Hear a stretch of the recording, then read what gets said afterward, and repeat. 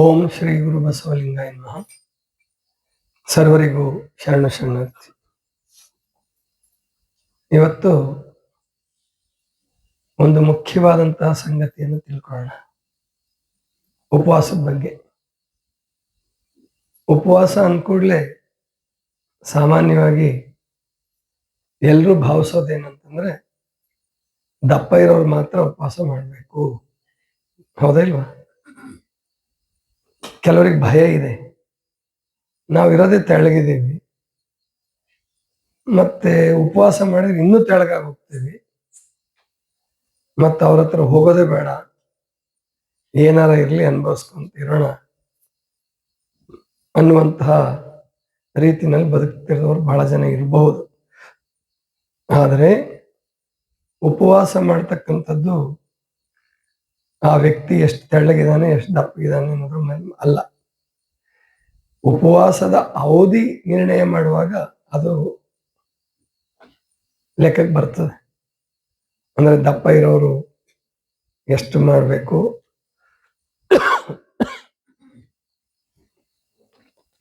ತೆಳ್ಳಗಿರೋರು ಯಾಕೆ ಹೋಯ್ತಲ್ಲ ಸೌಂಡ್ ಕೊಡು, ನಂಚೂರು ಸೌಂಡ್. ದಪ್ಪಗಿರೋರು ಎಷ್ಟು ದಿವಸ ಮಾಡಬೇಕು, ತೆಳ್ಳಗಿರೋರು ಎಷ್ಟು ದಿವಸ ಮಾಡಬೇಕು ಅನ್ನೋದ್ರ ಮೇಲೆ ಅವಲಂಬಿತವಾಗಿರುತ್ತೆ. ಜೊತೆಗೆ ಉಪವಾಸದ ಅವಧಿನಲ್ಲಿ ಕೊಡ್ತಕ್ಕಂತಹ ದ್ರವಾಹಾರವೂ ಕೂಡ ಎಲ್ಲರಿಗೂ ಒಂದೇ ತರ ಅಲ್ಲ. ಬಹಳ ಜನ ಏನ್ ತಿಳ್ಕೊಂಡಿದ್ದಾರೆ ಅಂದ್ರೆ, ಇಲ್ಲ ಇನ್ನೊಂಚೂರು ಸೌಂಡ್ ಕೊಡ ಮೈಕ್. ಬಹಳ ಜನ ಏನ್ ತಿಳ್ಕೊಂಡಿದ್ದಾರೆ ಅಂತಂದ್ರೆ, ನಮಗೆ ಸಕ್ಕರೆ ಕಾಯಿಲೆ ಇದೆ, ಜೇನುತುಪ್ಪ ನಿಂಬೆಹಣ್ಣು ತಗೊಂಡ್ರೆ ಸಕ್ಕರೆ ಕಾಯಿಲೆ ಜಾಸ್ತಿ ಆಗಲ್ವಾ, ಆದ್ರಿಂದ ಇವ್ರ ಹತ್ರ ಹೋಗೋದು ಬೇಡ. ಅಂದ್ರೆ ಸಕ್ಕರೆ ಕಾಯಿಲೆ ಇರೋರು ಬರೋದಕ್ಕೆ ಹಿಂಜರಿದ್ರೆ, ತೆಳ್ಳಗಿರೋರು ಬರೋದಕ್ಕೆ ಹಿಂಜರಿದ್ರೆ ಅವ್ರ ಜೀವನ ಪರ್ಯಂತ ಕಾಯಿಲೆ ಬಳಲ್ಬೇಕಾಗುತ್ತೆ. ಆದ್ರೆ ಈ ಉಪವಾಸ ಚಿಕಿತ್ಸೆ ಅನ್ನೋದಕ್ಕಿಂತ ನಾನು ಇದನ್ನ ಪಂಚಭೌತಿಕ ಚಿಕಿತ್ಸೆ ಅಂತ ಕರಿತೀನಿ. ಇದು ಪ್ರಕೃತಿ ಚಿಕಿತ್ಸೆ ಅಂತ ರೂಢಿಯಾಗ್ಬಿಟ್ಟಿದೆ, ನ್ಯಾಚುರೋಪತಿ ಅಂತ ಹೇಳಿ. ಅಲ್ಲ, ನ್ಯಾಚುರೋಪತಿನೂ ಅಲ್ಲ ಇದು. ಅಂದ್ರೆ ಈಗೇನೊಂದು ಪ್ರಸಿದ್ಧವಾದಂತಹ ಏನು ಊರುಗಳಲ್ಲಿ ಉಜಿರೆ, ಆಮೇಲಿಂದ ಶಿರ್ಸಿ, ಆಮೇಲಿಂದ ಬೆಂಗಳೂರು ಜಿಂದಾಲ, ಊಟಿ, ಇಂಥ ಕಡೆ ದೊಡ್ಡ ದೊಡ್ಡ ಪ್ರಕೃತಿ ಚಿಕಿತ್ಸಾಲಯಗಳಿದ್ದಾವೆ. ಕಾಲೇಜುಗಳು ಮತ್ತು ಚಿಕಿತ್ಸಾಲಯಗಳು ಕೂಡ ಇದ್ದಾವೆ. ಇಲ್ಲಿ ಕೊಡ್ತಕ್ಕಂತಹ ಪ್ರಕೃತಿ ಚಿಕಿತ್ಸೆಗೂ ನಮ್ಮ ಮಹಾಮನೆಯಲ್ಲಿ ನೀಡ್ತಕ್ಕಂತಹ ಚಿಕಿತ್ಸೆಗೂ ತುಂಬಾ ವ್ಯತ್ಯಾಸ ಇದೆ. ಅದು ಇಲ್ಲಿ ಬಂದ 10 ದಿವಸ ಯಾರಿದ್ದು ಹೋಗ್ತೀರಿ ಅವ್ರಿಗೆ ಅರ್ಥ ಆಗಿರುತ್ತೆ. ಅಥವಾ ಅಲ್ಲೂ ನೋಡಿ ಇಲ್ಲೂ ನೋಡಿದ್ರೆ ಅವ್ರಿಗೆ ಇನ್ನೂ ಸುಲಭವಾಗಿ ಅರ್ಥ ಆಗುತ್ತೆ. ಆದ್ರೆ ಅದು ಹೊಸಬರಿಗೆ ಅರ್ಥ ಆಗೋದು ಸ್ವಲ್ಪ ಕಷ್ಟ, ಅಥವಾ ಅಪರಿಚಿತರಿಗೆ ಅರ್ಥ ಆಗೋದು ಕಷ್ಟ. ನೀವು ಇಲ್ಲಿ ಚಿಕಿತ್ಸೆ ಪಡೆದಂತವ್ರು ಹೇಳಬೇಕು, ಇದು ಉಪವಾಸ ಚಿಕಿತ್ಸೆ ಅಂತ ಹೆಸರಿಗಷ್ಟೇ ಇದ್ರೂ ಕೂಡ ಇದು ಉಪವಾಸದಿಂದ ಬಳಲೋದಲ್ಲ, ಹಸಿವಿನಿಂದ ಬಳಲೋದಲ್ಲ, ಬಳಲಿಕೆ ಅಲ್ಲ, ಇದು ಆಯಾಸ ಅಲ್ಲ. ಅದನ್ನ ಮುಂದೆ ನೋಡೋಣ. ಮೊದಲು ಈ ದಪ್ಪಗೆ ತೆಳ್ಳಗೆ ಇದ್ದವರು ಉಪವಾಸ ಮಾಡೋದ್ರ ಬಗ್ಗೆ ಮೊದಲು ನಿಮ್ ಗಮನಕ್ಕೆ ತರ್ತೀನಿ. ನಮ್ಮ ಹತ್ರ ದಪ್ಪ ಇರೋರಂತೂ ಬಹಳ ಜನ ಬಂದಿದ್ದಾರೆ ಬಿಡಿ. ತೆಳ್ಳಗಿರೋರ್ಗು, ಎಷ್ಟು ತೆಳ್ಳಗಿರೋರ್ಗು ಉಪವಾಸ ಮಾಡಿಸಿರ್ಬೋದು ನಾನು ಅಂದಾಜು ಮಾಡ್ಬೋದಾ ನೀವು? ಎಷ್ಟು ತೆಳ್ಳಗಿರೋರಿಗೆ ಉಪವಾಸ ಮಾಡಿಸಿರಬಹುದು? ಇಲ್ಲಿ ಬಂದಿರೋರು ಕೆಲವರು 45 kg ಇದ್ದಾರೆ, ಅವರು ಉಪವಾಸ ಮಾಡ್ತಿದ್ದಾರೆ. 36 kg ಇರೋರು ಉಪವಾಸ ಮಾಡ್ತಿದ್ದಾರೆ. ಕಡಿಮೆ ಅಂದ್ರೆ ನಾನು ಎಷ್ಟು ತೆಳ್ಳಗಿರೋರ್ಗೆ ಉಪವಾಸ ಮಾಡಿಸಿದೀನಿ ಅಂದ್ರೆ 24 kg ಇರೋರ್ಗೆ ಉಪವಾಸ ಮಾಡಿಸಿದೀನಿ. ಆದ್ರೆ ಅವ್ರಿಗೆ ನಿಮ್ ತರಹ ಅಲ್ಲ, ನಿಂಬೆಹಣ್ಣಿನ ರಸ ಜೇನುತುಪ್ಪನೇ ಅಲ್ಲ. ಅದು ಕೊಟ್ರೆ ಅವ್ರಿಗೆ ಆಸಿಡಿಟಿ ಜಾಸ್ತಿ ಆಗ್ಬೋದು. ಒಬ್ಳು ಸಿಂದಗಿಯಲ್ಲಿ ಒಬ್ಬ ಮಹಿಳೆ ಭೇಟಿಯಾಗಿದ್ದು, ಸಿಂದಗಿಯಲ್ಲಿ ಪ್ರವಚನ ಮಾಡುವಾಗ 2013ರಲ್ಲಿ. ಆಕೆ ಬಂದು ತನ್ನ ಪರಿಚಯ ಮಾಡ್ಕೊಂಡ ಕೌನ್ಸಿಲಿಂಗ್ ಮಾಡ್ಬೇಕಾದ್ರೆ ಎಲ್ಲರೂ ಹೇಳ್ತಿರ್ತೀವಲ್ಲ, ಹೆಸರು ಹೇಳ್ತಾರೆ, ವಯಸ್ಸು ಹೇಳ್ತಾರೆ. ಅವರು ಹೇಳಿದರು, ಗುರುಗಳೇ ನನಗೆ 29 ವರ್ಷ, ಮದುವೆ ಆಗಿಲ್ಲ, ನನ್ನ ಹೆಸರು ಶರಣಮ್ಮ. ನಾನು ಶರಣಮ್ಮ ಅಂತ 29 ವರ್ಷ ಹೇಳಿದ್ರು. ಆಮೇಲೆ ತೂಕ ಎಷ್ಟಮ್ಮ ಅಂತ ಕೇಳಿದೆ. 24 kg ಅಂತ ಹೇಳಿ. 24 kg ಕಲ್ಪಿಸ್ಕೊಳ್ಳಿ ನೀವು. 29 ವರ್ಷದ ಮಹಿಳೆ 24 kg ಇದ್ದಾಳೆ ಅಂದ್ರೆ ಎಷ್ಟು ತೆಳ್ಳಗಿರ್ಬೋದು ಆಕೆ. ಆಮೇಲೆ ಏನ್ ಕಾಯಿಲೆ ಅಮ್ಮ ಅಂತ. ಕಾಯಿಲೆ ಗೊತ್ತಾಗಿತ್ತು ಆಕೆಗೆ, ಆಸಿಡಿಟಿ. ಕಲಬುರಗಿಯಿಂದ ಹಿಡ್ಕೊಂಡು ಬೆಂಗಳೂರುವರೆಗೆ 10 ಆಸ್ಪತ್ರೆಗಳು ಮುಗಿದೋಗಿದ್ವು. ಆಕೆ ಹೇಳಿದ್ಲು, ಅಪ್ಪೋರೆ ಆ ಕಡೆ ಅಪ್ಪೋರೆ ಅಂತ ಗುರುಗಳಿಗೆ, ನಾನು ಆತ್ಮಹತ್ಯೆ ಮಾಡ್ಕೋಬೇಕು ಅಂತ ನಿರ್ಣಯ ಮಾಡಿದ್ದೀನಿ. ನನಗೆ ಆಗ್ತಾ ಇಲ್ಲ. ನೀರು ಕುಡಿದ್ರು ಎದೆ ಉರಿ ಬರ್ತದೆ, ನೀರು ಕುಡಿದ್ರು ಎದೆ ಉರಿ ಬರುತ್ತೆ ನನಗೆ. ನಾನು ಆತ್ಮಹತ್ಯೆ ಮಾಡ್ಕೋಬೇಕು ಅಂದ್ಕೊಂಡಿದ್ದೀನಿ. ನಾನು ಹೇಳ್ದೆ, ಇಲ್ಲವಾ, ಆತ್ಮಹತ್ಯೆ ಮಾಡ್ಕೋಬೇಡ. ನಿನ್ನ ಆಯುಷ್ಯ ಏನಿದೆಯೋ ಪರಮಾತ್ಮನ ಕೈಯಲ್ಲಿದೆ. ಅದು ನಿನ್ನನ್ನು ನಾನು ಹುಷಾರು ಮಾಡ್ತೀನಿ. 24 kg ಇರೋವರೆಗೂ ನನಗೂ ಉಪವಾಸ ಮಾಡಿಸ್ತೀರಾ ಅಂತ. ಹೌದು, ನಿನಗೂ ಉಪವಾಸ ಮಾಡಿಸ್ತೀನಿ, ಆದ್ರೆ ಹೆದರಬೇಡ. ಎಲ್ರಂಗ್ ನಾನು ನಿಂಬೆಹಣ್ಣಿನ ರಸ ತುಪ್ಪ 1 ಲೀಟರ್ ಕುಡಿಬೇಕು ಅಂತ ಏನು ಹೆದರ್ಕೋಬೇಡ. ನಿನಗೆ ಬೇರೆ ತರ ಇದೆ. ಆಕೆ ಉಪವಾಸ ಪ್ರಾರಂಭ ಮಾಡಿಸಿದೆ. ಅಲ್ಲಿ 15 ದಿವಸ ಇದ್ದೆ ನಾನು ಸಿಂದಗಿಯಲ್ಲಿ. 15 ದಿವಸದಲ್ಲಿ ಎಷ್ಟು ಮಾಡಬೇಕು ಮಾಡಿದ್ಲು. ಆಮೇಲೂ 1 ತಿಂಗಳು ಪತ್ತೆ ಹೇಳ್ಕೊಟ್ಟಿದ್ದೆ. ಆಕೆಗೆ ಮುಖ್ಯವಾಗಿ ನಾವು ಮಾಡಿಸಿದ್ದಂದ್ರೆ ಬೂದುಗುಂಬಳಕಾಯಿ ರಸ. ಅಂದ್ರೆ ಆಸಿಡಿಟಿ ಇರ್ತಕ್ಕಂಥವ್ರಿಗೆ ನೀವು ಅಷ್ಟೇ ಯಾವಾಗ್ಲಾದ್ರೂ ಒಮ್ಮೆ, ಅಂದ್ರೆ ದಿವಸ ಕುಡಿಯೋ ರೂಢಿ ಇಟ್ಕೋಬೇಡಿ. ಇವು ಗಿಡಮೂಲಿಕೆಗಳು, ತರಕಾರಿ ರಸಗಳು ಏನ್ ಮಾಡ್ತಾವ ಅಂದ್ರೆ, ನೀವು ಯಾವತ್ತೋ ಒಂದ್ ದಿವಸ ಕುಡಿದ್ರೆ ಅದು ಔಷಧಿಯ ಕೆಲಸ ಮಾಡುತ್ತೆ, ಅಗತ್ಯ ಇದ್ದಾಗ ಕುಡಿದ್ರೆ. ದಿವಸ ಕುಡಿಯೋ ರೂಢಿ ಇಟ್ಕೊಂಡ್ರೆ ಅಂದ್ರೆ ಅದು ಆಹಾರ ಆಗ್ಬಿಡುತ್ತೆ, ಔಷಧಿ ಆಗಲ್ಲ. ಆಹಾರ ಆಗ್ಬಿಡುತ್ತೆ. ಆವಾಗ ನಿಮಗೆ ಏನ್ ಪ್ರಯೋಜನ ಆಗ್ಬೇಕಾಗಿತ್ತು ಅದಾಗಲ್ಲ. ಅದಕ್ಕೆ ಹಣ್ಣಿನ ರಸಗಳು ಮತ್ತು ತರಕಾರಿ ರಸಗಳು, ಸೊಪ್ಪಿನ ರಸಗಳು ರೆಗ್ಯುಲರ್ ಆಗಿ ಒಂದೇ ತರ ಯಾವತ್ತೂ ತಗೊಳ್ಳೋ ರೂಢಿ ಇಟ್ಕೋಬೇಡಿ. ಕೆಲವರು ಹೇಳ್ತಿರ್ತಾರೆ ನನಗೆ, ನಾವು ದಿವಸ ನಿಂಬೆಹಣ್ಣಿನ ರಸ ಜೇನುತುಪ್ಪ ತಗೊಂತೀವಿ ಬೆಳಗ್ಗೆ. ಯಾರು ಹೇಳಿದ್ರು ನಿಮ್ಗೆ? ನೀವೇ ಹೇಳಿದ್ರಲ್ಲ ಅಂತ. ನಾನು ಹೇಳಿದಂಗೆ ಇಲ್ಲ. ನಾನು ಬೆಳಗ್ಗೆ ಎಲ್ಲರೂ ಹೇಳೋದು ನೀರು ಕುಡೀರಿ ಅಂತ ಹೇಳೋದು. ಆದ್ರೆ ಅವ್ರು ಹೇಳೋದು ನೀವೇ ಹೇಳಿದ್ರಲ್ಲ ಅಂದ್ಬಿಡ್ತಾರೆ. ನಾನು ಹೇಳಿರಲ್ಲ. ನಾವಿಲ್ಲಿ ಉಪವಾಸ ಇದ್ದಾಗ ಕುಡಿಸ್ತೀವಿ ಅದನ್ನ. ಉಪವಾಸ ಇದ್ದಾಗ ಕುಡಿಸ್ತಕ್ಕಂಥದ್ದು, ದಿವಸ ಕುಡಿಸ್ತಕ್ಕಂಥದ್ದಲ್ಲ. ಆಕೆಗೆ ಕುಂಬಳಕಾಯಿ ರಸ ಕೊಡ್ತಾ ಇದ್ವಿ, ಸೋರೆಕಾಯಿ ರಸ ಕೊಡ್ತಾ ಇದ್ವಿ, ಕ್ಯಾರೆಟ್ ರಸ ಕೊಡ್ತಾ ಇದ್ವಿ. ಹಣ್ಣುಗಳು ವಿಶೇಷವಾಗಿ ಕಿತ್ಲೆ ಹಣ್ಣು, ಸೇಬು, ಬಾಳೆಹಣ್ಣು, ಎಲ್ಲ ತರದ ಹಣ್ಣು ತಿನ್ಸಕ್ ಶುರು ಮಾಡಿದೆ. 1 ವರ್ಷದಲ್ಲಿ ಆಕೆ 45 kg ದಾಟಿದ್ಲು. ಅಂದ್ರೆ 21 kg ಜಾಸ್ತಿ ಆಯ್ತು. ಆಮೇಲೆ 48 kg ಆಗೋರು ನನ್ನ ಸಂಪರ್ಕದಲ್ಲಿ ಇದ್ಲು. ಆಮೇಲೆ ಸುಮಾರು ಒಂದು 10 ವರ್ಷ ಆಕೆ ಬದುಕಿದ್ಲು. ಇಲ್ಲ, ಇವಾಗ ತೀರ್ಕೊಂಡಿದ್ದಾಳೆ. ಅಂದ್ರೆ ಏನೋ ಸಹಜವಾಗಿ ಕಾಯಿಲೆ ಬಂದು ಏನೋ ತೀರ್ಕೊಂಡ್ಲು ಅಂತ ಆಮೇಲೆ ಸುದ್ದಿ ಬಂತು. ಆದ್ರೆ ಆ ಉಪವಾಸ ಮಾಡಿದ ಮೇಲೂ ಕೂಡ ಆಕೆ ಸುಮಾರು 7-8 ವರ್ಷ ಅಂತೂ ಬದುಕಿದ್ದಾಳೆ. ತೂಕ ಜಾಸ್ತಿ ಮಾಡಿಕೊಂಡು ಕೂಡ ಬದುಕಿದ್ದಾಳೆ. ಆತ್ಮಹತ್ಯೆ ಮಾಡ್ಕೊಳ್ಳಿಲ್ಲ. ನಾನು ತಮಾಷೆ ಮಾಡಿದ್ದಕ್ಕೆ, ಆತ್ಮಹತ್ಯೆ ಮಾಡ್ಕೊಬೇಡವ, ಹುಷಾರಾದ್ರೆ ಮಠಕ್ಕೆ ಬಂದ್ಬಿಡು, ನೀನು ಹೆಂಗಿದ್ರು ಶರಣಮ್ಮ ಅಂತ ಹೆಸರಿಟ್ಕೊಂಡಿದ್ಯಾ, ಬಾ ಅಂತ ಹೇಳಿದ್ದೆ. ಆಕೆ 1 ದಿವಸನೂ ಮಠಕ್ಕೆ ಬರ್ಲಿಲ್ಲ. ಇಲ್ಲಿ ಇರಕ್ಕಲ್ಲ, ನನಗಿಷ್ಟೆಲ್ಲ ಚೆನ್ನಾಗಾಗಿದೆ, ಆ ಮಠ ನೋಡ್ಕೊಂಬರೋಣ ಅಂತನಾದ್ರೂ ಬರ್ಲಿಲ್ಲ, ಮನೆಗೆ ಬರ್ಲಿಲ್ಲ. ಅದೇ ನನಗೆ ವಿಚಿತ್ರ ಅನ್ಸೋದು ಏನು ಅಂದ್ರೆ, ನಾನು ಚಿಕ್ಕವನಿದ್ದಾಗ ನಾನು ಗಮನಿಸಿದ್ದೀನಿ, ನನಗೆ ಕಣ್ಣಿರ್ಲಿಲ್ವಲ್ಲ, ನನಗೆ ಯಾರಾದರೂ ಸಹಾಯ ಮಾಡಿದ್ರೆ, ಅಂದ್ರೆ ಬಸ್ ಹತ್ಸಿದ್ರೆ ಅಥವಾ ಮನೆಗೆ ಕರ್ಕೊಂಡು ಬಂದ್ರೆ, ಆಮೇಲೆ ನನಗೆ ಏನಾದರೂ ಮಾರ್ಕೆಟ್ ಖಾಯಂ ಕರ್ಕೊಂಡೋಗಿ ನಮ್ಮ ಸ್ನೇಹಿತರಿಗೆ, ನಮ್ಮ ತಾಯಿ ತಂದೆಗಳು ನನಗಿಂತ ಹೆಚ್ಚಾಗಿ ಅವ್ರಿಗೆ ಧನ್ಯವಾದ ಹೇಳ್ತಾ ಇದ್ರು. ಅವ್ರನ್ನ ಪ್ರೀತಿ ಮಾಡ್ತಾ ಇದ್ರು. ನನ್ನ ಮಗನಿಗೆ ಇಷ್ಟು ಒಳ್ಳೇದು ಮಾಡಿದ್ರಲ್ಲ ನೀವು ಅಂತ ಹೇಳ್ಬಿಟ್ಟು ಅವ್ರು ಒಳ್ಳೇದು ತುಂಬಾ ಖುಷಿ ಪಡ್ತಾ ಇದ್ರು. ಅವ್ರಿಗೆ ಧನ್ಯವಾದ ಹೇಳ್ತಿದ್ರು, ಅವ್ರಿಗೇನಾದ್ರು ಕೊಡ್ತಿದ್ರು, ಮನೆಗೆ ಕರೆಸ್ತಿದ್ರು, ಹಿಂಗೆಲ್ಲ ಮಾಡ್ತಿದ್ರು.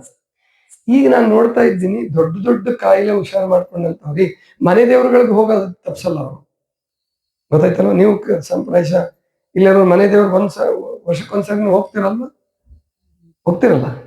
ವರ್ಷಕ್ಕೊಂದ್ಸರಿ ಜಾತ್ರೆಗೋ ಅಥವಾ 1 ವರ್ಷ ತಪ್ಪಿದ್ರು 2 ವರ್ಷ 3 ವರ್ಷಕ್ಕಾದ್ರು ಮನೆ ದೇವ್ರಿಗೆ ಹೋಗದೇ ಇದ್ರೆ ನಮಗೇನೋ ಕಾಟ ಆಗ್ಬೋದು ಅಥವಾ ತೊಂದರೆ ಆಗ್ಬೋದು ಅಂತ ಭಯಕ್ಕೋ ಅಥವಾ ಪ್ರೀತಿಗೋ ಗೊತ್ತಿಲ್ಲ, ಮನೆ ದೇವ್ರಿಗೆ ಹೋಗೋದು ತಪ್ಸೋದಿಲ್ಲ. ಅಲ್ಲಿ ಅವ್ರು ಏನ್ ಪ್ರಯೋಜನ ಪಡ್ಕೊಂಡಿದ್ದಾರೆ ಅಂತ ಗೊತ್ತಿಲ್ಲ. ಮನೆ ದೇವರು ತಾಯಿ ತಂದೆಗಳು ನಡ್ಕೊಂತಿದ್ರು, ಹೋಗ್ತಿದ್ರು, ಅದಕ್ಕೆ ಹೋಗ್ಬೇಕು ಅನ್ನೋದನ್ನ ತುಂಬಾ ಜನ ಇಟ್ಕೊಂಡಿರ್ತಾರೆ. ಆದ್ರೆ ಹೊಸ ಜೀವನ ಬಂದು ಕಾಯಿಲೆ ಹುಷಾರಾಗಿ ನಮಗೆ ಔಷಧಿ ಮಾತ್ರೆಗಳನ್ನು ಬಿಡಿಸಿ ಚೆನ್ನಾಗಾದಂತ ಆಶ್ರಮಕ್ಕೆ 1 ವರ್ಷಕ್ಕೊಂದ್ಸಾರಿ ನಾನು ಹೋಗಿ ಬರ್ಬೇಕು, 2 ವರ್ಷಕ್ಕೊಂದ್ಸಾರಿ ನಾನು ಹೋಗಿ ಬರ್ಬೇಕು, ಕಡೆಗೆ 5 ವರ್ಷಕ್ಕೊಂದ್ಸಾರಿ ನಾನು ಹೋಗಿ ಬರ್ಬೇಕು ಅಂತ ಯಾರು ಇಟ್ಕೊಂಡಿಲ್ಲ. ಯಾಕಂದ್ರೆ ನಾವು ಅದನ್ನ ಹೇಳೋದು ಇಲ್ಲ. ನಾವ್ ಹೇಳ್ತೀವಿ ವರ್ಷಕ್ಕೊಂದ್ಸರಿ ಉಪವಾಸ ಮಾಡಿ ಇಲ್ಲೇ ಬಂದ್ ಮಾಡಿದ್ರೆ ಒಳ್ಳೇದು. ಒಂದ್ ವೇಳೆ ಇಲ್ಲಿ ಬಂದ್ ಮಾಡದೆ ಹೋದ್ರೆ ನೀವು ಮನೇಲೆ ಮಾಡಿ ಅಂತ ಹೇಳಿರ್ತೀವಿ ಒಂದ್ಸಾರಿ ರೂಢಿ ಇದ್ದವ್ರಿಗೆ. ಆದ್ರೂ ಬಹಳ ಜನ ಅದನ್ನ ಮುಂದುವರಿಸ್ಕೊಂಡು ಹೋಗಲ್ಲ, ಅದಕ್ಕೆ ಅವ್ರು ಬರೋಲ್ಲ. ಯಾರು ಮುಂದುವರಿಸ್ಕೊಂಡು ಚೆನ್ನಾಗಿ ಆರೋಗ್ಯ ಮಾಡಿ ಇಟ್ಕೊಂಡಿದ್ದಾರೆ ಅವರಲ್ಲೂ ಅನೇಕ ಜನ ಬರೋಲ್ಲ. ಪರವಾಗಿಲ್ಲ, ನಾವು ಬರದೇ ಇದ್ದಿದ್ದಕ್ಕೆ ನನಗೇನು ನೋವಿಲ್ಲ. ಯಾಕಂದ್ರೆ ನಾವು ಇದನ್ನ ಒಂದು ಮೂಢನಂಬಿಕೆ ಆಧಾರದ ಮೇಲೋ ಸಂಪ್ರದಾಯದ ಆಧಾರದ ಮೇಲೆ ಕಟ್ತಾ ಇಲ್ಲ. ನಮ್ಮ ಮಹಾಮನೆ ಬೆಳೆಸ್ತಾ ಇಲ್ಲ. ನಮ್ಮ ಮಹಾಮನೆ ಬೆಳೆಸ್ತಾ ಇರೋದು ಆರೋಗ್ಯ ಕ್ಷೇತ್ರದ ಆಧಾರದ ಮೇಲೆ. ಪ್ರತಿಯೊಬ್ರು 4 ರೀತಿಯ ಆರೋಗ್ಯವನ್ನು ಪಡ್ಕೊಳ್ಬೇಕು. ದೈಹಿಕ, ಮಾನಸಿಕ, ಆಮೇಲೆ ದೈಹಿಕ ಮಾನಸಿಕ ಎಲ್ರಿಗೂ ಗೊತ್ತಿರ್ತದೆ. ಸಾಮಾಜಿಕ, ಆಮೇಲೆ ಆಧ್ಯಾತ್ಮಿಕ. 4 ರೀತಿ ಆರೋಗ್ಯವನ್ನು ಪಡ್ಕೋಬೇಕು. ಅವ್ರು ದೈವಿ ಭಕ್ತರು ಹಾಗೆ ಬಿಡ್ತಾರೆ. ನಿಜವಾಗಿ 4 ರೀತಿ ಆರೋಗ್ಯ ಪಡ್ಕೊಂಡಿದ್ದೆ ಆದ್ರೆ ಅವರಿಗೆ ಜೀವನದಲ್ಲಿ ಅಂತಿಮ ಏನ್ ಮಟ್ಟ ಮುಟ್ಟಬೇಕು ಅಂತ ಆಸೆ ಇರುತ್ತೋ ಅದನ್ನ ಅವ್ರು ಮುಟ್ತಾರೆ, ಖಂಡಿತವಾಗಿ ಮುಟ್ತಾರೆ. ಅದಕ್ಕೆ ನಮಗೆ ಚಿಂತೆ ಇಲ್ಲ. ನಮ್ಮ ಹತ್ರ ಬರದೇ ಇದ್ರೂ ಕೂಡ ಆಮೇಲೆ ನಾವು ಮಾಡ್ತಾ ಇರ್ತಕ್ಕಂಥದ್ದು ಯಾವುದೋ ಒಂದು ಸಂಪ್ರದಾಯ ಬೆಳೆಸ್ಬೇಕು ಅಂತ ಅಲ್ಲ, ಅಥವಾ ನಮ್ಮ ಮಹಾಮನೆಯನ್ನ ಬಹಳ ಜೋರಾಗಿ ಬೆಳೆಸ್ಬೇಕು ಅಂತಾನೂ ಅಲ್ಲ, ಅಥವಾ ನನ್ನ ಹೆಸರು ಬರ್ಲಿ, ನನ್ನ ಹೆಸರು ಉಳಿಲಿ ಅಂತಾನೂ ಅಲ್ಲ. ನಾನು ಕಂಡುಕೊಂಡ ಸತ್ಯವನ್ನ, ನಾನು ಅನುಭವಿಸಿದ ಆರೋಗ್ಯದ ಆನಂದವನ್ನ ನೀವೆಲ್ಲರೂ ಅನುಭವಿಸ್ಬೇಕು. ನಮ್ಮ ಕರ್ನಾಟಕದವರೆಲ್ಲರೂ ಅನುಭವಿಸ್ಬೇಕು, ದೇಶದವರೆಲ್ಲರೂ ಅನುಭವಿಸ್ಬೇಕು. ಕಡೆಗೆ ಜಗತ್ತಿನ ಹೊರಗಡೆ, ನಮ್ಮ ದೇಶ ಬಿಟ್ಟು ಹೊರಗಡೆ ಇರ್ತಕ್ಕಂಥವ್ರು, ಜಗತ್ತಿನ ಬೇರೆ ಬೇರೆ ಭಾಗದಲ್ಲಿ ಇರ್ತಕ್ಕಂಥವ್ರು, ಈಗ ಆಸ್ಟ್ರೇಲಿಯಾದಿಂದ ತೇಜಸ್ವಿ ಅವರು, ಅವ್ರ ಜೊತೆ ಒಂದು 7-8 ಜನ ಮಾಡಿದ್ದಾರೆ. ಇನ್ನೂ ಮಾಡ್ಬೇಕು ಅಂತ ಹೇಳಿ ಅವರು ಕೆಲವರು ಅಪೇಕ್ಷೆ ವ್ಯಕ್ತಪಡಿಸ್ತಾ ಇದ್ದಾರೆ. ಅದಕ್ಕೆ ಆಸ್ಟ್ರೇಲಿಯಾಕ್ಕೆ ಕರೆಸ್ಬೇಕು ಅಂತ ಈ ಸರಿ ಪ್ರಯತ್ನ ಪಟ್ಟರು. ವೀಸಾ ಸಿಗ್ಲಾರದ ಕಾರಣಕ್ಕೆ ಹೋಗಕ್ ಆಗ್ಲಿಲ್ಲ. ಅಂದ್ರೆ ನಮಗೆ ಗುರಿ ಒಂದು ಸಂಪ್ರದಾಯವನ್ನು ಬೆಳೆಸೋದಲ್ಲ, ಬಸವಣ್ಣವ್ರ ತತ್ವವನ್ನ ವಿಸ್ತಾರ ರೂಪದಲ್ಲಿ ಬೆಳೆಸಬೇಕು, ಬಸವ ತತ್ವ ಪ್ರಸಾರ ಮಾಡಬೇಕು, ನೀವೆಲ್ಲ ಬಸವ ಅನ್ಬೇಕು ಅನ್ನೋದು ನಮ್ ಗುರಿ ಅಲ್ಲ. ಗೊತ್ತಾಯ್ತಲ್ವಾ? ನೀವು ನಿಮ್ಮ ಗುರುಗಳನ್ನ ಸ್ಮರಿಸ್ರಿ, ನೀವು ನಿಮ್ಮ ದೇವರನ್ನ ನೆನೆಸ್ರಿ. ದೇವರು ಇರೋನು ಒಬ್ಬನೇ ಜಗತ್ತಿಗೆ. ಅದನ್ನೇ ಇಷ್ಟಲಿಂಗ ರೂಪದಲ್ಲಿ ಬಸವಣ್ಣವ್ರು ಪೂಜೆ ಮಾಡಕ್ ಹೇಳಿದ್ರು. ಆದ್ರೆ ಇವಾಗ ನಾವು ಅದನ್ನೂ ಹೇಳೋದಿಲ್ಲ. ಯಾಕಂದ್ರೆ ಲಿಂಗಾಯತ ಅನ್ನೋದನ್ನು ಕೂಡ ಒಂದು ಜಾತಿಯಾಗಿ ಸಂಪ್ರದಾಯವಾಗಿ ನೋಡೋರು ಬಹಳ ಜನ ಇದ್ದಾರೆ. ಅದು ನಮ್ಗೆ ಅಗತ್ಯ ಇಲ್ಲ. ಆರೋಗ್ಯವನ್ನ ಚೆನ್ನಾಗಿ ಮಾಡ್ಕೊಳ್ಳಿ. ನೀವು ನಿಮ್ಮ ಜೀವನವನ್ನ ಭಾರದ ರೀತಿಯಲ್ಲಿ ನಡೆಸಬೇಡಿ. ಅಥವಾ ಮಾನವ ಜನ್ಮವನ್ನ ದುಶ್ಚಟಕ್ಕೆ ಬಲಿಯಾಗಿಯೋ, ಭಯಕ್ಕೆ ಬಲಿಯಾಗಿಯೋ, ಅಥವಾ ಹಿಂಸೆಗೆ ಬಲಿಯಾಗಿ ಆತ್ಮಹತ್ಯೆ ಮೂಲಕನೋ ಅಥವಾ ಮತ್ಯಾವುದ್ರ ಮೂಲಕನೋ ಈ ಅಮೂಲ್ಯವಾದ ಒಂದು ಪವಿತ್ರವಾದ ಈ ಜನ್ಮವನ್ನ ಕಳ್ಕೋಬಾರದು ಅಂತಕ್ಕಂಥದ್ದು ನನ್ನ ಅಪೇಕ್ಷೆ. ಯಾಕಂದ್ರೆ ನಾನು ಚಿಕ್ಕವನಿದ್ದಾಗ ನೀವೇನ್ ಅನುಭವಿಸ್ತಾ ಇದ್ದೀರೋ ಅದಕ್ಕಿಂತ ಹೆಚ್ಚಿನ ಆರೋಗ್ಯದ ಸಮಸ್ಯೆ ಅನುಭವಿಸಿದ್ದೆ ನಾನು. ಈಗ ಏನು ತುಂಬಾ ಸಮಸ್ಯೆಯಿಂದ ಬಳಲ್ತಾ ಇರ್ತಕ್ಕಂಥವ್ರು ಯಾರಿದ್ದಾರೆ ನಮ್ಮ ಆಶ್ರಮದಲ್ಲಿ, ಅವ್ರಿಗಿಂತ ಹೆಚ್ಚು ಸಮಸ್ಯೆಯನ್ನ ನಾನು ಅನುಭವಿಸಿದ್ದೀನಿ. ಅದಕ್ಕಿಂತ ಕಷ್ಟವನ್ನು ನಾನು ಸಹಿಸಿದ್ದೀನಿ. ಆ ಕಷ್ಟವನ್ನ ನೀವು ಸಹಿಸಬಾರ್ದು. ಕಷ್ಟ ಬರಲಿ, ಆರೋಗ್ಯದ ದೃಷ್ಟಿಯಿಂದ ರೋಗ ಬಂದು ಕಷ್ಟ ಬರಬಾರ್ದು. ಕಷ್ಟ ತಗೊಳ್ಳಿ, ಯಾವುದಕ್ಕೋಸ್ಕರ? ಉದ್ಧಾರ ಆಗೋಕ್ಕೋಸ್ಕರ, ದೇಶ ಸೇವೆಗೋಸ್ಕರ, ಸಮಾಜ ಸೇವೆಗೋಸ್ಕರ ಕಷ್ಟ ತಗೊಳ್ಳಿ, ಕಷ್ಟಪಡಿ, ಅದು ಸಾರ್ಥಕ ಆಗುತ್ತೆ. ಆದ್ರೆ ದುರ್ಬಲರಾಗಿ, ನಿರ್ಬಲರಾಗಿ ಮತ್ತು ಹಿಂಸೆ ಪಟ್ಕೊಂಡು ಬೇಡಪ್ಪ ಎಂತಹ ಜನ್ಮ ಇದು, ಹೋದ್ರೂ ಸಾಕು ಈ ಜೀವ ಅಂತ ತಿಳ್ಕೊಂಡು, ಅದರಲ್ಲೂ ವಿದ್ಯಾವಂತರು ನಮ್ಮ ಆಶ್ರಮಕ್ಕೆ ಬಂದಂತಹವರು ಯಾರು ಆ ರೀತಿನಲ್ಲಿ ಬಳಲಬಾರದು ಅಂತಕ್ಕಂತಹ ಗುರಿಯನ್ನು ಇಟ್ಕೊಂಡಿದ್ದೀನಿ. ಅದಕ್ಕೆ ಆರೋಗ್ಯವೇ ಪ್ರಧಾನ. ಇಲ್ಲಿ ಅದಕ್ಕೆ ತೂಕ ಕಡಿಮೆ ಇದ್ದಂಥವ್ರು ಉಪವಾಸ ಮಾಡಬಾರ್ದು ಅನ್ನೋ ಭ್ರಮೆಯನ್ನ ಬಿಟ್ಬಿಡಿ. ಆಮೇಲೆ ಬರೀ ಜೇನುತುಪ್ಪ ನಿಂಬೆಹಣ್ಣಿನ ರಸದಿಂದ ಮಾತ್ರ ಮಾಡಿಸ್ತಾರೆ ಅನ್ನೋ ತಪ್ಪು ಕಲ್ಪನೆಯನ್ನು ಬಿಟ್ಬಿಡಿ. ಎಲ್ಲರಿಗೂ ಅದು ಒಂದೇ ಅಲ್ಲ, ಎಲ್ಲರಿಗೂ ಒಂದೇ ನಿಯಮ ಅಲ್ಲ. ನಿಮ್ಮ ತೂಕ, ನಿಮ್ಮ ರೋಗ ಮತ್ತು ನಿಮ್ಮ ಮಾನಸಿಕ ಸ್ಥಿತಿ ಎಲ್ಲವನ್ನೂ ತಿಳ್ಕೊಂಡು ನಾವು ಉಪವಾಸವನ್ನ ನಿಮಗೇನು ಆಹಾರ ಕೊಡಬೇಕು, ಯಾವ ರೀತಿ ಉಪವಾಸ ಮಾಡಿಸ್ಬೇಕು ಅನ್ನುವಂತಹ ನಿರ್ಣಯವನ್ನ ಮಾಡ್ತೀವಿ. ಆದ್ರಿಂದ ಉಪವಾಸ ಅನ್ನುವಂಥದ್ದು ಹಸಿವಿನಿಂದ ಬಳಲೋದು ಅಲ್ಲ. ಇನ್ನು ಸಕ್ಕರೆ ಕಾಯಿಲೆಯವರಿಗೆ ಅವ್ರಿಗೂ ಜೇನುತುಪ್ಪ ನಿಂಬೆಹಣ್ಣು ಅಲ್ಲ. ಮೊದಲಿಗೆ ಇನ್ಸುಲಿನ್ ಬಿಟ್ಟಿರೋರು ಕೂಡ ಅಲ್ಲ, ಇನ್ಸುಲಿನ್ ತಗೊಳ್ತಾ ಇರೋರು ಬಿಟ್ಟು 10 ವರ್ಷ 20 ವರ್ಷ ಬದುಕಿದ್ದಾರೆ. ಆದ್ರಿಂದ ನೀವು ಆ ಸಕ್ಕರೆ ಕಾಯಿಲೆ ಇರೋರು ಅದಕ್ಕೆ ಹೆದರಬೇಕಾದ್ದು ಇಲ್ಲ. ನಿಮ್ಮಲ್ಲಿ 3 ದಿವಸಕ್ಕೊಮ್ಮೆ ಸಕ್ಕರೆ ಕಾಯಿಲೆಯನ್ನು ಚೆಕ್ ಮಾಡ್ತಿರ್ತೀವಿ, ಶುಗರ್ ಲೆವೆಲ್ ಚೆಕ್ ಮಾಡ್ತಿರ್ತೀವಿ. ಆದ್ರಿಂದ ಯಾರೂ ಕೂಡ ಹೆದರ್ಕೊಳ್ಳೋ ಅಗತ್ಯ ಇಲ್ಲ. ಇದು ಎಲ್ಲರೂ ಬಂದು ಅಂದ್ರೆ ಆರೋಗ್ಯವಂತರು ಕೂಡ ಬರ್ಬೇಕಿಲ್ಲ. ಈಗ ನಮ್ಮ ಸರೋಜಿನಿ ಮೇಡಮ್ ಕರ್ಕೊಂಡು ಬಂದಿದ್ದಾರೆ ಮಕ್ಕಳನ್ನ, ಅವ್ರಿಗೇನು ಆರೋಗ್ಯದ ಸಮಸ್ಯೆ ಇಲ್ಲ, ಅಂತ ದೊಡ್ಡ ಸಮಸ್ಯೆ ಏನಿಲ್ಲ. ಸಣ್ಣ ಪುಟ್ಟ ಯಾ ನೋವುಗಳು ಏನೋ ತುಂಬಾ ಬಳಲ್ದಾಗ, ತುಂಬಾ ಓದಿದಾಗ ಆ ಥರದ್ದೇನಾದ್ರೂ ಸಣ್ಣ ಪುಟ್ಟ ಸಮಸ್ಯೆ ವಿದ್ಯಾರ್ಥಿಗಳಿಗೆ ಬರ್ಬಹುದು. ಅದು ಆರೋಗ್ಯದ ಸಮಸ್ಯೆ ಅಂತ ತಗೊಳ್ಳೋ ಅಗತ್ಯ ಇಲ್ಲ.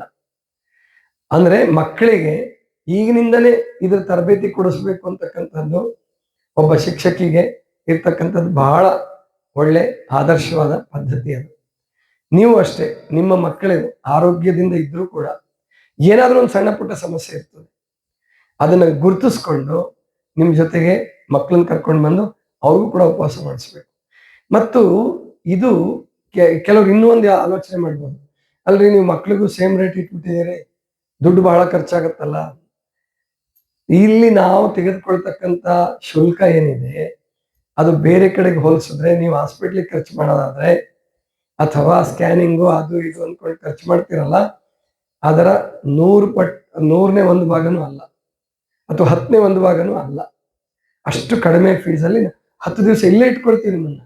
ಯಾಕಂದ್ರೆ ಬರೇ ಚಿಕಿತ್ಸೆ ಕೊಡೋದು ನಮ್ ಗುರಿ ಅಲ್ಲ, ನಿಮಗೆ ಈ ವಿದ್ಯೆಯನ್ನ ಕಲಿಸ್ಬೇಕು. ಏನೋ ಹೊತ್ತಾ ಇದೆಯಾ ಏನು ಅಡಿಗೆ ಮನೆ? ಹೋದ್ರ ನೋಡ್ತಾ ಇದೀರ ಇಲ್ವಾ?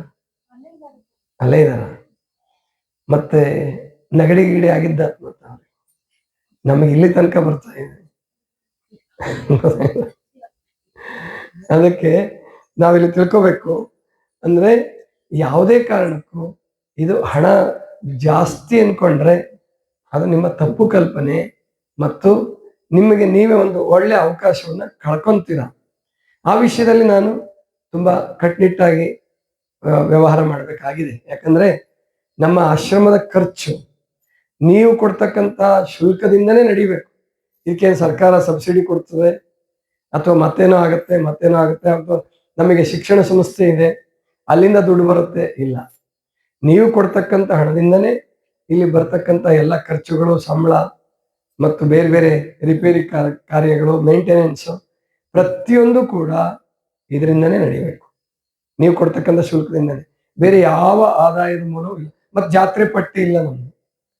ಯಾವುದೋ ಸಂಸ್ಥೆ ಮಾಡಿದೀವಿ, ಉತ್ಸವ ಮಾಡ್ತೀವಿ, 1 ಲಕ್ಷಾಂತರ ರೂಪಾಯಿ ಪಟ್ಟಿ ಆಗುತ್ತೆ, ನೋ, ಅದು ಇಲ್ಲ.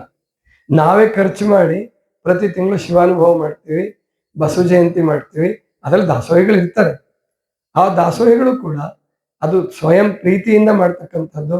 ಅದ್ರಲ್ಲಿ ಯಾರು ಮೂಢನಂಬಿಕೆಯಿಂದ ಆಗ್ಲಿ ಅಥವಾ ಮನೆ ದೇವರಿಗೆ ಕೊಡ್ತೀವಲ್ಲ ಹಂಗಾಗ್ಲಿ ಅಥವಾ ತಿರುಪತಿ ಉಂಡಿಗೆ ಹಾಕ್ತಿವಲ್ಲ ಅಥವಾ ಸುಬ್ರಹ್ಮಣ್ಯನ ಉಂಡಿಗೆ ಹಾಕ್ತಿವಲ್ಲ ಆ ತರ ಹಾಕುವಂಥದ್ದಲ್ಲ.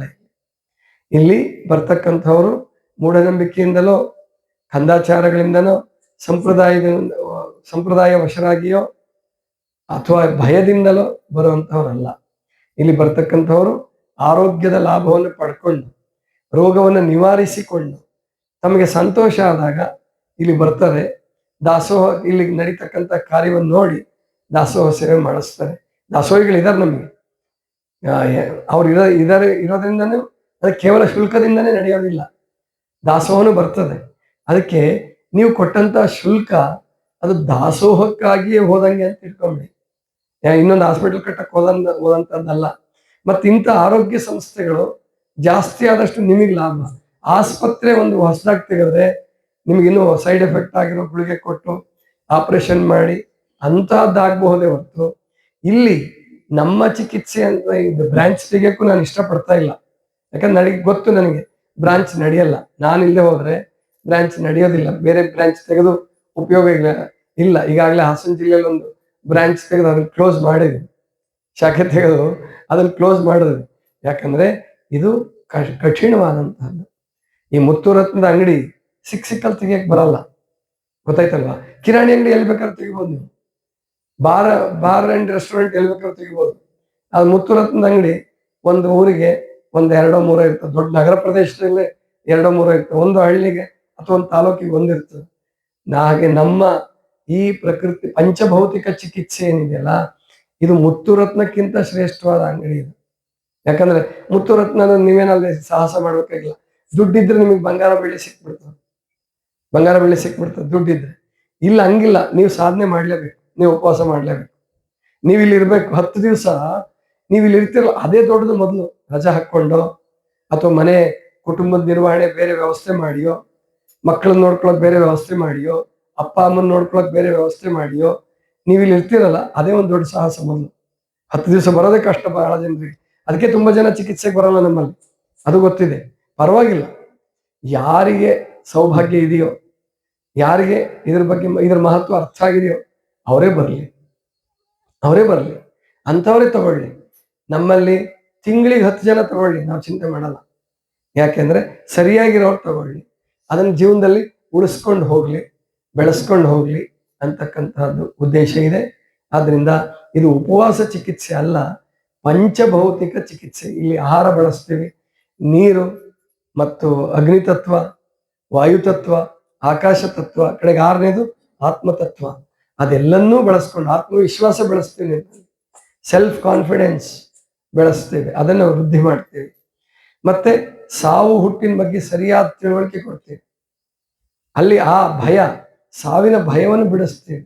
ಅದಕ್ಕೆ ನನಗೆ ದೂರದ ಉದ್ದೇಶ ಒಂದು ವೃದ್ಧಾಶ್ರಮ ಕೂಡ, ವಾತ್ಸಲ್ಯ ಧಾಮ ಅಂತ ಹೇಳಿ ಒಂದು ಹಿರಿಯರನ್ನ ಇಟ್ಕೊಳ್ಳೋ ಜಾಗ ಮಾಡ್ಬೇಕು ಅಂತ ಅನ್ಕೊಂಡಿದ್ದೀನಿ. ನನ್ನ ಯೋಜನೆಗಳು ಬಹಳ ಇದಾವೆ ಬಿಡಿ. ಅಂದ್ರೆ ನಮ್ಮ ನೀಲಮ್ಮ, ಲತಾ ಅವರೆಲ್ಲ ತಮಾಷೆ ಮಾಡ್ತಿರ್ತಾರೆ. ಅಂದ್ರೆ 1 ಲಕ್ಷ ರೂಪಾಯಿ ಸಿಕ್ಕರೆ ಇವರು 1 ಕೋಟಿ ರೂಪಾಯಿನ ಯೋಜನೆ ಹಾಕ್ತಿರ್ತಾರೆ ಅಂತ ಹೇಳಿ. ಹೌದು, ನಿಜ. ಯಾಕೆ ಅಂತಂದ್ರೆ ನಾನು ಕನಸು ಕಾಣ್ತೀನಿ. ಕನಸು ಕಾಣಕ್ಕೆ ದುಡ್ಡು ಕೊಡ್ಬೇಕಾಗಿಲ್ಲಲ್ಲ, ಖರ್ಚಾಗೋದಿಲ್ಲ. ಅದಕ್ಕೆ ಮಕ್ಕಳಿಗೆ ಒಂದು ರೆಸಿಡೆನ್ಸಿಯಲ್ ಸ್ಕೂಲ್ ಮಾಡಬೇಕು, ವೃದ್ಧರಿಗೆ ಒಂದು ವಾತ್ಸಲ್ಯ ಧಾಮ ಮಾಡಬೇಕು, ಹಿರಿಯ ಜೀವಗಳಿಗೆ. ಯಾಕಂದ್ರೆ ಸಾವಿಗೆ ಎಷ್ಟೋ ಜನ ಹೆದರ್ಕೊಂತಿರ್ತಾರೆ. ಆಮೇಲೆ ಕೊನೆಗೆ ನಮ್ಗೆ ಯಾರಪ್ಪ ದಿಕ್ಕು ಅಂತ ಚಿಂತೆ ಮಾಡ್ತಿರ್ತಾರೆ. ದುಡ್ಡಿರುತ್ತೆ ಅವ್ರ ಹತ್ರ, ಲಕ್ಷ ಕೋಟಿ ಇರ್ಬೋದು, ಆದ್ರೆ ಜೀವ ಹೋಗುತ್ತಲ್ಲ ಅನ್ನೋ ಭಯ ಇರ್ತದೆ. ನಮ್ಮನ್ನ ಯಾರು ನೋಡ್ಕೊಂತಾರೆ, ನಮ್ಮವ್ರು ಯಾರಿದ್ದಾರೆ, ಮಕ್ಕಳೆಲ್ಲ ಫಾರಿನಲ್ಲಿ ಇದ್ದಾರೆ ಅಥವಾ ಅವ್ರವ್ರ ವ್ಯವಸ್ಥೆ ಮಾಡ್ಕೊಂಡ್ಬಿಟ್ಟಿದ್ದಾರೆ, ಯಾರಿದ್ದಾರೆ, ಇಂಥವ್ರು ಸಾವಿರಾರು ಜನ ಅಲ್ಲ, ಲಕ್ಷಾಂತರ ಜನ ಇದ್ದಾರೆ. ಅಂಥವ್ರಿಗೆ ನಮ್ಮ ಕೈಲಿ ಸಾಧ್ಯವಾದಷ್ಟು ಮಟ್ಟಿಗೆ ಆನಂದದ ಜೀವನವನ್ನ ಕೊಡಬೇಕು. ಸಾವಿನ ಬಗ್ಗೆ ಹೆದರ್ಕೋಬೇಡಿ, ಯಾಕಂದ್ರೆ ಸಾವು ಅನಿವಾರ್ಯ. ಸಾವು ನಾವು ತಂದ್ಕೊಳಕ್ಕಾಗಲ್ಲ. ನಾವು ಬಾ ಅಂದ್ರೆ ಬರೋದಿಲ್ಲ, ಹೋಗು ಅಂದ್ರೆ ದೂರ ಹೋಗಲ್ಲ. ಬಾ ಅಂದ್ರೆ ಹತ್ರಕ್ಕೆ ಬರಲ್ಲ, ಹೋಗು ಅಂದ್ರೆ ದೂರಕ್ಕೆ ಹೋಗಲ್ಲ ಸಾವು. ಅದರ ಬಗ್ಗೆ ಸರಿಯಾದ ತಿಳುವಳಿಕೆ ಕೊಡಬೇಕು ಅಂತಕ್ಕಂತಹ ಇಚ್ಛೆಯನ್ನ ಇಟ್ಕೊಂಡಿದ್ದೀನಿ. ನೋಡೋಣ, ಅದು ಬಸವಣ್ಣನ ಕೃಪೆ, ಪರಮಾತ್ಮನ ಇಚ್ಛೆ. ಏನೇನ್ ನಡೆಯುತ್ತೋ, ಏನ್ ನಡೆದ್ರು ಸರಿ, ಏನ್ ನಡೆದಿದ್ರು ಸರಿ, ಅದು ತೃಪ್ತಿ ಇದೆ ನನಗೆ. ಒಂದು ಮಹಾಮನೆ ಮಾಡ್ತೀನೋ ಇಲ್ವೋ ಅನ್ಕೊಂಡಿದ್ದೆ, ಇಷ್ಟಾಗಿದೆ ಕೆಲಸ, ತೃಪ್ತಿನೂ ಇದೆ. ಆದ್ರೆ ಅವಕಾಶ ಸಿಕ್ಕರೆ ಒಳ್ಳೆ ಇನ್ನೂ ಹೆಚ್ಚಿನ ಸೇವೆ, ಹೆಚ್ಚಿನ ಆನಂದ ಜಗತ್ತಿಗೆ ಸಿಗಲಿ ಅನ್ನುವಂಥ ಅಪೇಕ್ಷೆನೂ ಇದೆ. ಅದಕ್ಕೆ ನೀವೆಲ್ಲ ಹೇಗೆ ಕೈ ಕೂಡಿಸ್ಬೋದು, ಹೇಗೆ ಮಾಡಬಹುದು, ಆ ನಿಟ್ಟಿನಲ್ಲಿ ನಿಮ್ ಪ್ರತಿಯೊಬ್ಬರಿಗೂ ಆ ಕನ್ಸರ್ನ್ ಇರಲಿ, ಕಾಳಜಿ ಇರಲಿ. ಅದನ್ನ ಯಾವ ರೀತಿ ಮಾಡ್ಬೋದು, ಆವಾಗ ನಿಮಗೆ ಕಾಳಜಿ ಇದ್ರೆ ಪರಮಾತ್ಮ ದಾರಿ ತೋರಿಸ್ತಾನೆ. ಕನಸಿದ್ರೆ ಪರಮಾತ್ಮ ಈ ಜನ್ಮಕ್ಕಲ್ಲ, ಮುಂದಿನ ಜನ್ಮಕ್ಕಾದ್ರೂ ನನಸು ಮಾಡ್ಬೋದು. ಕೊನೆಯ ಒಂದು ಪ್ರಸಂಗ ಹೇಳಿ ಮುಗಿಸ್ಬಿಡೋಣ ಇವತ್ತಿಂದು. ನಾನು ಚಿಕ್ಕವನ ಕಾಲೇಜ್ ಓದ್ತಿರ್ಬೇಕಾದ್ರೆ, ಟೀಚರ್ ಆಗಿದ್ದಾಗ ನನ್ನ ಹತ್ರ ಹಣ ತುಂಬಾ ಕಡಿಮೆ ಇರ್ತಿತ್ತು, ಬಹಳ ಕಡಿಮೆ ಇರ್ತಿತ್ತು. ದೈನಂದಿನ ನಿರ್ವಹಣೆಗೆ, ಆಹಾರದ್ದು ಅದಕ್ಕೆ ಸಾಕಾಗಿ ಉಳಿತಿರ್ಲಿಲ್ಲ. ಆದ್ರೂ ಕೂಡ ಅವಕಾಶ ಸಿಕ್ಕರೆ ಪುಸ್ತಕ ಖರೀದಿ ಮಾಡ್ತಿದ್ದೆ. ನಾನು ವಚನ ಭಾರತ ಖರೀದಿ ಮಾಡಿದ್ದೆ. ಕೃಷ್ಣಶಾಸ್ತ್ರಿಗಳ AR ಕೃಷ್ಣಶಾಸ್ತ್ರಿಗಳದ್ದು ವಚನ ಭಾರತ ಅಂತ ಒಂದು ಅನುವಾದ ಗ್ರಂಥ ಇದೆ. ಕುಮಾರ ವ್ಯಾಸಂದ ಏನೋ ಮಾಡಿದ್ದಾರೆ, ಅದನ್ನ ನಾನು ಖರೀದಿ ಮಾಡಿದ್ದೆ. ಅವಾಗ ನನಗೆ ಕೆಲವ್ರು ಬೈಯೋರು, ಸ್ನೇಹಿತರು ಪ್ರೀತಿಯಿಂದ ಕೇಳೋರು, ನಿನಗೆ ಕಣ್ಣೇ ಕಾಣಿಸಲ್ಲ, ಏನ್ ಮಾಡ್ತೀವಿ ಪುಸ್ತಕ ತಗೊಂಡು. ಅವಾಗ ನಾನು ಹೇಳ್ತಿದ್ದೆ, ಅಷ್ಟೊತ್ತಿಗೆ ಭಗವದ್ಗೀತೆ ಒಂದು ಶ್ಲೋಕ ಗೊತ್ತಿತ್ತು ನನಗೆ. ಅಂದ್ರೆ ಯಾವ್ದ್ರ ಬಗ್ಗೆ ಚಿಂತೆ ಮಾಡ್ತೀವೋ ಅದು ಸಾವು ಬರೋ ಟೈಮಲ್ಲಿ ಜಾಸ್ತಿ ಆಗುತ್ತಂತೆ. ಆ ಸಾವಿನ ಬರೋ ವೇಳೆಗೆ ಅದು ಜಾಸ್ತಿ ಆಗುತ್ತೆ. ನಮ್ಮ ವೃತ್ತಿಗಳು, ವಾಸನೆಗಳು ಏನಿರ್ತಾವಲ್ಲ ಅವು ಜಾಸ್ತಿ ಆಗುತ್ತೆ. ಅದರಂತೆ ಮುಂದಿನ ಜನ್ಮ ಬರುತ್ತೆ ಅಂತ ಹೇಳಿ ಓದಿದ್ದೆ ನಾನು, ಅರ್ಥ ಗೊತ್ತಿತ್ತು. ಆವಾಗ ನಾನು ಹೇಳ್ತಿದ್ದೆ, ಈ ಜನ್ಮದಲ್ಲಿ ಪುಸ್ತಕ ತಗೊಂಡು ಇಡ್ತೀನಿ, ಮುಂದಿನ ಜನ್ಮಕ್ಕೆ ನನಗೆ ಕಣ್ಣು ಬರುತ್ತೆ, ಓದಿಸ್ತೀನಿ ಬಿಡು ಅಂತ ಅಂತಿದ್ದೆ ನಾನು. ಆ ತರ ಹೇಳ್ತಿದ್ದೆ. ಆದ್ರೆ ಪರಮಾತ್ಮ ನನಗೆ 1-2 ವರ್ಷದಲ್ಲಿ ಈ ಮಾರ್ಗ ಸಿಕ್ಕು, ಅಂದ್ರೆ ಜಂಗಮ ಮಾರ್ಗ, ಸನ್ಯಾಸ ಮಾರ್ಗ ಸಿಕ್ಕು. ನನಗೆ ಇದೇ ಜನ್ಮದಲ್ಲಿ ಓದೋದಕ್ಕೋಸ್ಕರನೇ ಅನೇಕ ಜನ ಸಿಕ್ಕರು, ಗದಗಲ್ ಸಿಕ್ಕರು. ಈಗ ನನಗೆ ಓದೋದಕ್ಕೋಸ್ಕರನೇ ಒಬ್ಬರನ್ನ ಇಟ್ಕೊಳ್ಳೋ ಅಷ್ಟು ಸಾಮರ್ಥ್ಯವನ್ನು ಪರಮಾತ್ಮ ಕೊಟ್ಟ. ಓದೋದು ಓದೋದು ಓದೋದು, ಪೇಪರ್ ಓದ್ತೀವಿ. ಇಷ್ಟೆಲ್ಲ ಯಾಕೆ ಜ್ಞಾನ ಸಂಗ್ರಹ ಆಗುತ್ತೆ ಅಂದ್ರೆ ಓದ್ತಿರ್ತೀವಿ. ಪುಸ್ತಕ ಓದೋದು ಒಂದು ದಿವಸಕ್ಕೆ ಸಮಯ ಸಿಕ್ಕರೆ, ಬರೆಯೋದು ಇಲ್ಲದೆ ಹೋದ್ರೆ 4-5 ತಾಸಂತೂ ಓದಿಸ್ತೀನಿ ನಾನು. ಅಷ್ಟು ಓದ್ತಾರೆ ನಿಲಮ, ಗೊತ್ತಾಯ್ತಲ್ವಾ? ಅದಕ್ಕೆ ನಾವಿಲ್ಲಿ ತಿಳ್ಕೋಬೇಕು, ಓದುವ ಅಭ್ಯಾಸ ಮಾಡಿ. ಪುಸ್ತಕ ಕೊಡ್ತೀವಿ, ಅದಕ್ಕೆ ಇಲ್ಲಿ ಬಂದ್ ಕೂಡಲೇ ಅಡ್ಮಿಷನ್ ಆದ ಕೂಡಲೇ ಪುಸ್ತಕ ಕೊಡ್ತೀವಿ ನಿಮ್ಗೆ. ಅಂತ ಪುಸ್ತಕಗಳನ್ನು ಓದ್ರಿ, ನಿಮ್ಗೆ ಹೊಸ ಮಾರ್ಗ ಸಿಗುತ್ತೆ, ಹೊಸ ವ್ಯಕ್ತಿತ್ವ ರೂಪುಗೊಳ್ಳುತ್ತೆ. ಇದಿಷ್ಟು ಇವತ್ತಿನ ಚಿಂತನ. ಸರ್ವರಿಗೂ ಶರಣ ಶರಣ.